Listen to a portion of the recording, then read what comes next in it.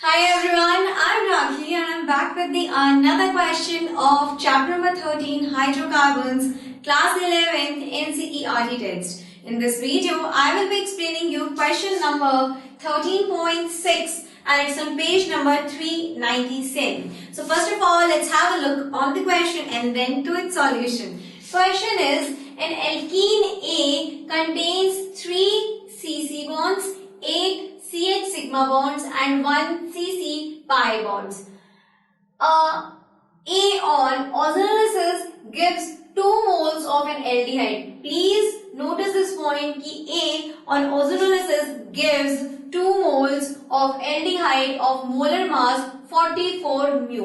यहाँ से इस लाइन से आपको ये पता चल रहा है कि A का जब ओजोनोलिसिस होता है तो हमें 2 मोल्स एल्डिहाइड के मिलते हैं जिनका मॉलिक्यूलर मास 44 म्यू है. दैट मीन्स जो दो हमें एल्डिहाइड मिल रहे हैं दोनों के मास 44 यू है. कहने का मतलब यहाँ पर ये है कि वो दोनों एल्डिहाइड सेम है. That means we are getting the identical aldehyde.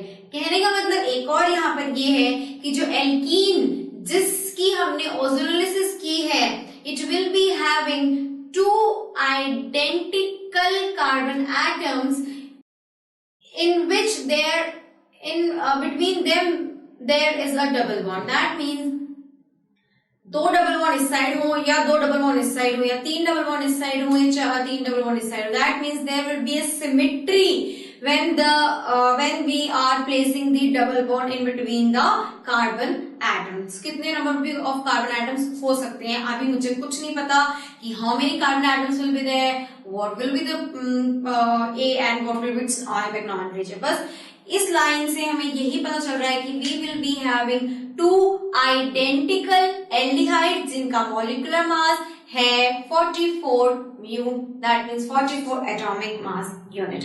ठीक है. So write IUPAC name of A. So as per the given information, A on ozonolysis gives 2 moles of an aldehyde of molecular mass 44 U. The formation of 2 moles of an aldehyde indicates the presence of identical structural units on both the sides of the double bond. That means जो कहीं पर भी double bond लगेगा इसके इस side भी उतने number of carbon items होंगे, इसके इस साइड भी उतने ही नंबर ऑफ कार्बन आइटम्स होंगे. मतलब अगर यहाँ पर 4 कार्बन आइटम्स हैं इस डबल बॉन्ड के इस साइड में तो इस साइड भी 4 कार्बन आइटम्स होंगे डबल बॉन्ड के इस साइड. ठीक है. So the formation of 2 moles of an aldehyde indicates the presence of identical structural units to the both sides of the double bond के दोनों साइड्स में we are having the identical number of structural units. ये 2 moles of aldehyde यही indicate कर रहा है. ठीक है. हेंस स्ट्रक्चर ऑफ ए हम किस तरह से रिप्रेजेंट कर सकते हैं स्ट्रक्चर ऑफ ए को. We can represent the structure of A by this way. ठीक है. स्ट्रक्चर ऑफ ए को हमने इस तरह से रिप्रेजेंट कर दिया कि इधर भी उतने नंबर ऑफ कार्बन आइटम्स होंगे और जितने की इधर नंबर ऑफ कार्बन आइटम्स हैं. दोनों साइड्स में same number of carbon items होंगे. अब हमें दिया हुआ है कि there is 8 CH sigma bonds.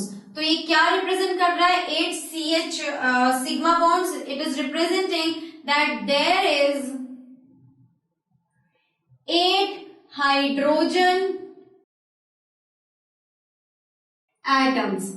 So the presence of 8 CH sigma bonds denotes that there is 8 hydrogen atom present in structure of A. Present in structure of A. ठीक है ना. उसके बाद हमें क्या मिला हुआ है, कहा है कि A contains 3 CC bonds. ठीक है. There is 8 CC bonds जो ये डिनोट करता है that there is 4 carbon atoms present in structure of A. 3cc sigma bonds क्या हमें इंडिकेट कर रहा है कि 3cc बॉन्ड्स हैं। ये इंडिकेट कर रहा है कि अगर 3cc बॉन्ड्स हैं तो इसका मतलब 4 कार्बन एटम्स होंगे। देखिए 3cc बॉन्ड्स तभी होंगे ना, एक cc बॉन्ड, फिर दूसरा cc बॉन्ड, फिर तीसरा cc बॉन्ड। अब ये 3cc बॉन्ड्स तभी होंगे जब 4 कार्बन एटम्स प्रेजेंट होंगे। तो मैंने वही लिखा है कि there is 8 cc bonds which indicates that there is 4 carbon atoms present in the structure of A। तो हमें क्या क्या इंफॉर्मेशन मिल गई कि एक तो हमारे पास pi bond है, दूसरा 8 हाइड्रोजन्स है हमारे पास स्ट्रक्चर ऑफ A के अंदर, थर्ड कि देयर 4 कार्बन एटम्स है in the structure of A। Fourth information ये है कि डबल बॉन्ड के दोनों साइड्स में हमारे पास सेम स्ट्रक्चरल यूनिट्स होंगी। तो क्या हो गया इसका मतलब डबल बॉन्ड कहाँ आएगा, double bond will be in between them, ठीक है ना। तो इन 4 इंफॉर्मेशन से कि भाई 8 हाइड्रोजन्स हैं, 4 कार्बन एटम्स हैं, एक पाई बॉन्ड है and we are having 2 structural units, identical structural units on both the sides of the double bond. कहने का मतलब ये है कि अब जो स्ट्रक्चर, जो एक तरह से स्ट्रक्चर का स्केलेटन हमें मिला वो इस तरह का होगा कि डबल बॉन्ड तो यहाँ है, 2 कार्बन एटम इस साइड है और 2 कार्बन एटम इस साइड पे हैं, ठीक है। तो अब अगर हम करेंगे hence structure of A, hence structure of A by the given inferences is equals to what, C double bond C, यहां भी कार्बन, यहां भी कार्बन, 1 2 3 4, ठीक है ना।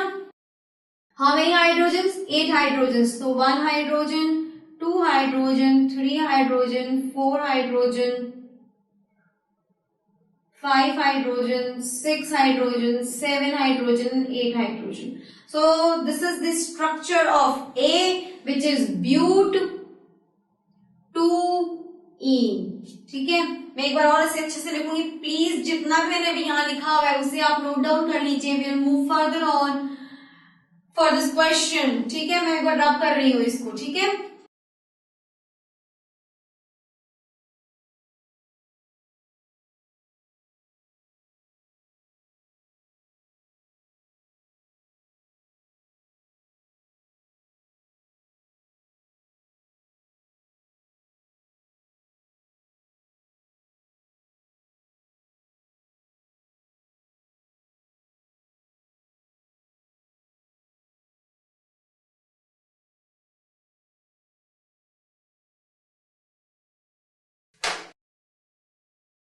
तो स्ट्रक्चर ऑफ ए हमें क्या मिला, स्ट्रक्चर ऑफ ए हमें कैसे मिला, बाय द गिवन इन्फ्लुएंसेस क्या मिला हमें, हमें मिला H यहाँ, एक H यहाँ, एक H यहाँ, C एक H यहाँ, डबल बॉन्ड C एक H यहाँ, C एक H यहाँ, यहाँ एक H यहाँ, which is but 2ene, ठीक है। तो अगर हम इस ब्यूटेन की, अगर हम अब इस ब्यूटेन की हम क्या करें, ओजोनोलिसिस करते हैं, ठीक है। हम मैंने आपको आईपैक नेम ऑफ ए बता दिया, उसका स्ट्रक्चर बता दिया, लेकिन मैं आपको एक और चीज बताना चाहती हूँ कि अगर इस ब्यूटेन की हम ओजोनोलिसिस करते हैं तो हमें क्या मिलेगा। देखिए कार्बन, यहाँ एक H, यहाँ CH3, यहाँ ऑक्सीजन,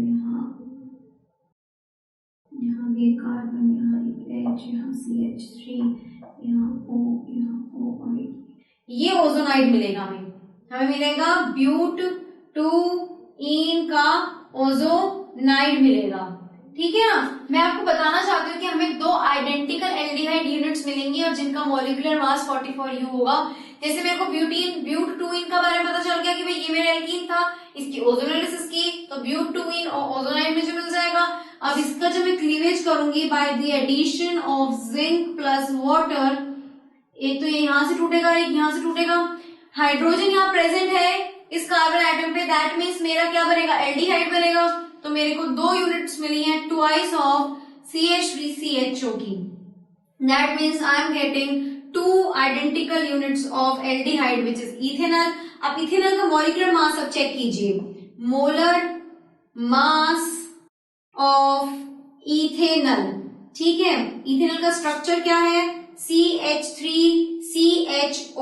इसका देखिए, हाँ, how many carbon atoms are there? 12 into 2 carbon atoms plus how many hydrogen atoms are there? 4 hydrogen atoms, that means 4 into 1. And how many oxygen atoms are there? 1 oxygen atom into 16. So 16 plus 4, 20, 20 plus 24. It is 44. Hence ये भी proof हो गया कि जो molar mass था ethanol का वो 44 है, यू है।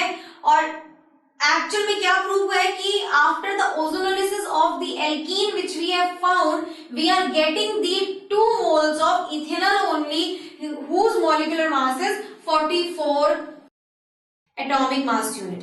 ठीक है, so this was all about this question solution, and if you are having any doubt regarding the solution of this question, then please do ask your doubts in the space given below.